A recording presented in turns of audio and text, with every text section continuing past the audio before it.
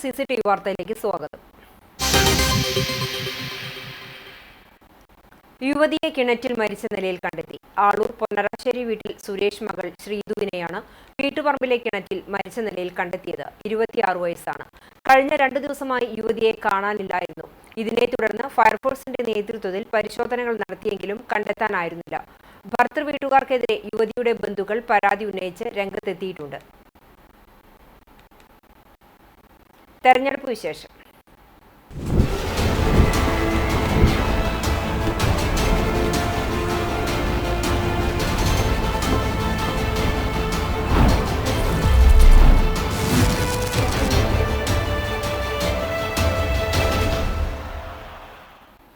NDA വിജയിച്ചാൽ പ്രധാനമന്ത്രി നരേന്ദ്രമോദി എത്തി ഗുരുവായൂരിനെ വാരാണസി പോലെയാക്കുന്ന വികസന പദ്ധതികൾ പ്രഖ്യാപിക്കുമെന്ന് അഡ്വക്കേറ്റ് ബി ഗോപാലകൃഷ്ണൻ പറഞ്ഞു. ഗുരുവായൂരിൽ മാധ്യമപ്രവർത്തകരുമായി സംസാരിക്കുകയായിരുന്നു അദ്ദേഹം.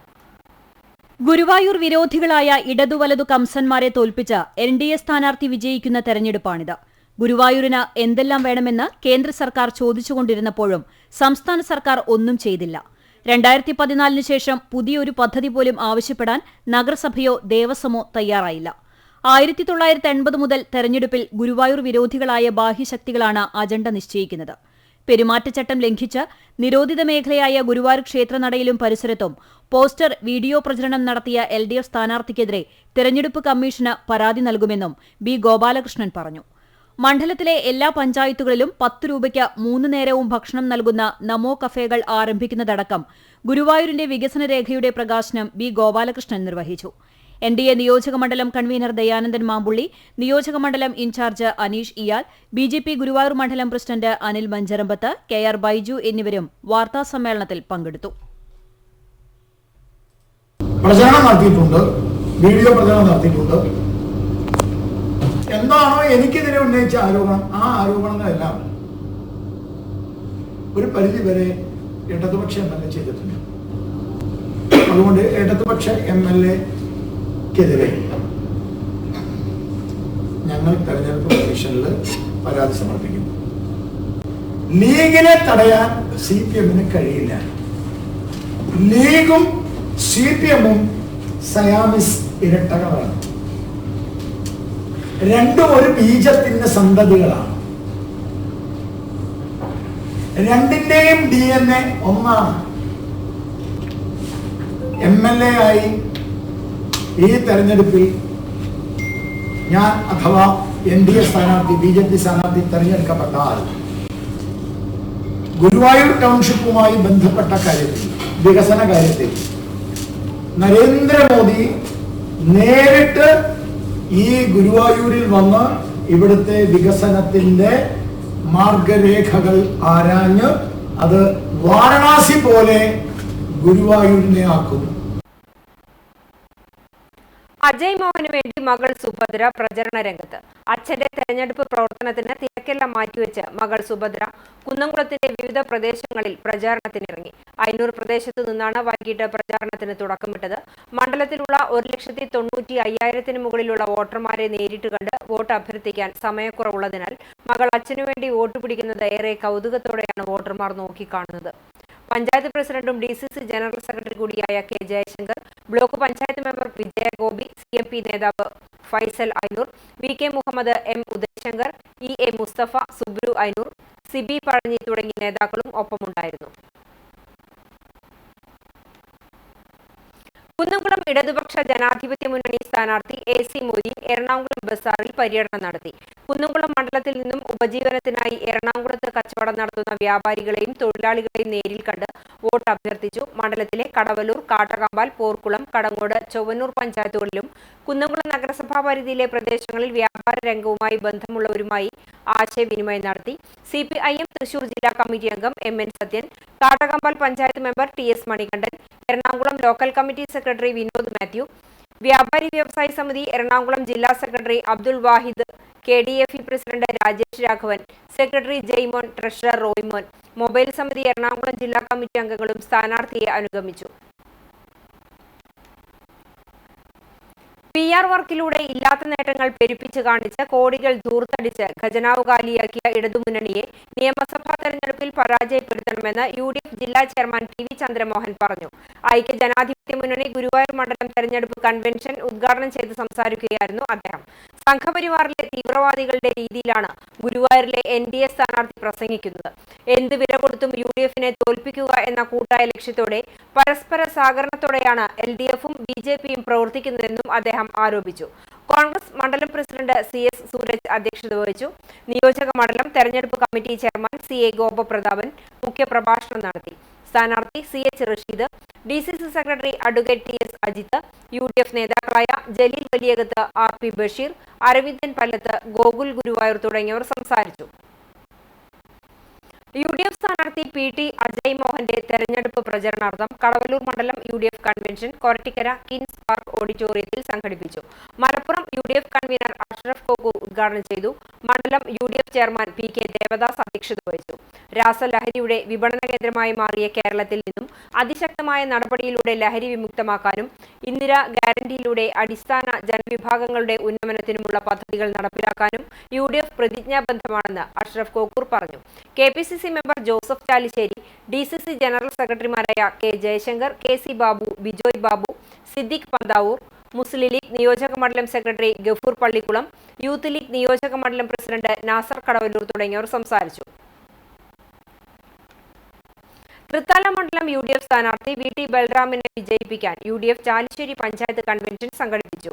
ചാലിശ്ശേരി PP ഓഡിറ്റോറിയത്തിൽ നടന്ന കൺവെൻഷൻ കോൺഗ്രസ് മണ്ഡലം പ്രസിഡന്റ് ഹുസൈൻ പുളിയഞ്ഞാലിന്റെ അധ്യക്ഷതയിൽ KPCC നിർവാഹക സമിതി അംഗം CV ബാലചന്ദ്രൻ ഉദ്ഘാടനം ചെയ്തു.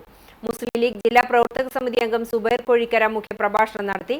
UDF convener Razak Puliyanjalil, UDF Thrithala നിയോജക മണ്ഡലം chairman TK Sunilkumar, convener SMK Thangal, DCC general secretary K Babu Nasar, AICC നിരീക്ഷകൻ ഗണേഷ് കുമാർ യാദവ്, യൂത്ത് കോൺഗ്രസ് സംസ്ഥാന ജനറൽ സെക്രട്ടറി OK ഫാറൂഖ് തുടങ്ങിയവർ സംസാരിച്ചു.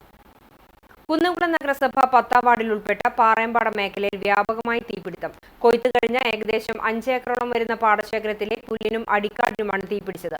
ഇന്നലെ ഉച്ചയോടെയാണ് ജനവാസ മേഖലയ്ക്ക് സമീപത്തുള്ള ഈ പാടത്ത് തീ പടരുന്നത് ശ്രദ്ധയിൽപ്പെട്ടത്.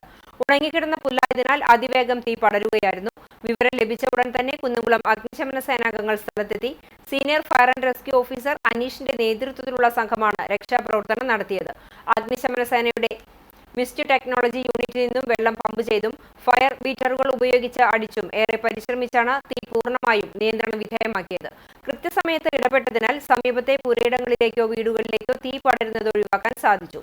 വേനൽ കടുത്തതോടെ പാടശേഖരങ്ങളിൽ തീപിടുത്ത സാധ്യത കൂടുതലായതിനാൽ പൊതുജനങ്ങൾ ജാഗ്രത പാലിക്കണമെന്ന് അഗ്നിശമന സേന അറിയിച്ചു.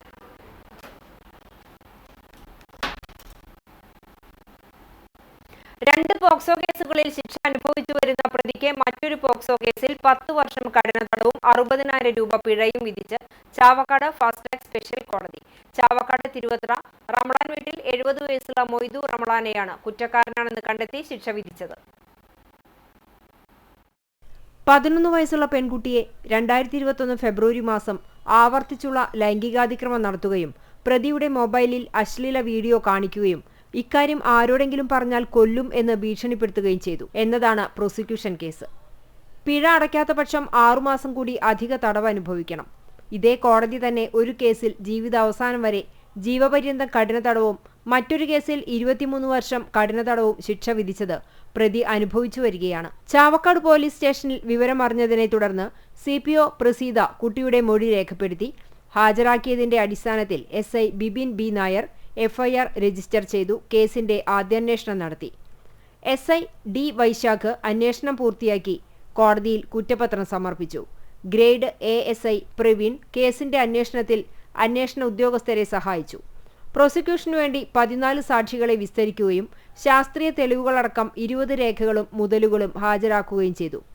പ്രോസിക്യൂഷനു വേണ്ടി special public prosecutor advocate Siju Muttath, advocate Nisha C എന്നിവർ ഹാജരായി. വിസ്താരവേളയിൽ ലൈസൺ ഓഫീസർ A പ്രസീത കോടതിയിൽ പ്രോസിക്യൂഷൻ നടപടികൾ ഏകോപിപ്പിച്ചു. ക്രൈസ്തവ ക്രൈസ്തവർ വലിയ നോമ്പിന്റെ ഭാഗമായി വെള്ളിയാഴ്ച മുതൽ കഷ്ടാനുഭവ ആഴ്ചയിലേക്ക് പ്രവേശിച്ചു.